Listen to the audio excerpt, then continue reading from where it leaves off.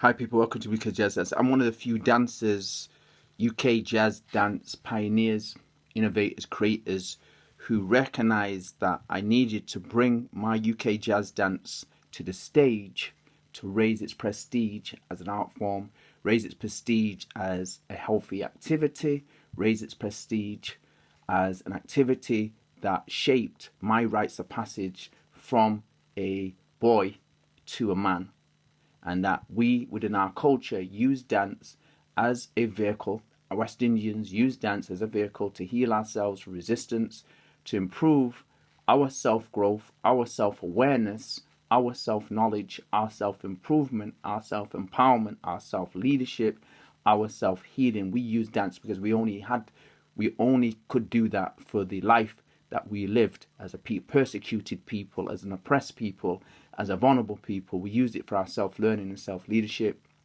and that's what I use my dance for. Few dancers took UK jazz dance in Manchester to the established stage, and even dancers around the country, few dancers. I've been dancing for 45 years, and I do so in a capacity on stage and off stage, in festivals, in people's homes and parties. I've continued to keep the authentic way of teaching as an individual, because what's happening, this glossy commercial element, is not the way the dance evolved.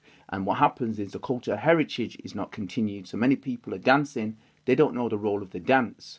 And I'm a father. The idea of the dance, our dances, was to pass them on to a new generation of young people, and people are passing on UK jazz dance from a class. It was impossible. If I had more children, it would be sacrilegious for me to teach my children dance from a class format. You have to understand the significance of what I'm saying, because the commercial element bastardizes the culture. People are dancing, they don't know their role of the dance, they don't know the reason why we do the dance, and they don't know the background of the pioneers. The idea was to create your own style. It wasn't for you to copy anybody else's. You're supposed to have pride.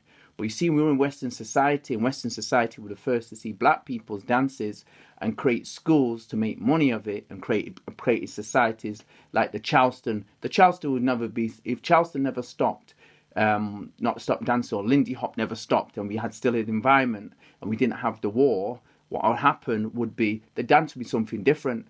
You wouldn't clone it and put it into a museum, and this is how the moves are. Think about, the moves have not moved on.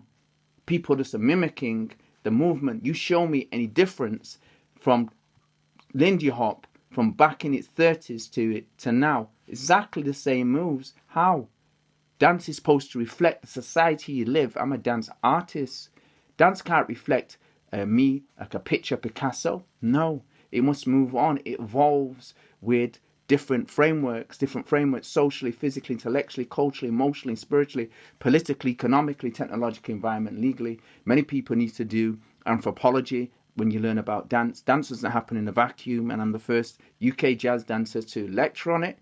From a long time ago, I started lecturing on it in 81. Then it really became proficient in 86, when I talked about what's happened between 81 and 86, because I created my own avant-garde style, my own language, my own thought, my own learning. UK Jazz, that's out. Take it easy.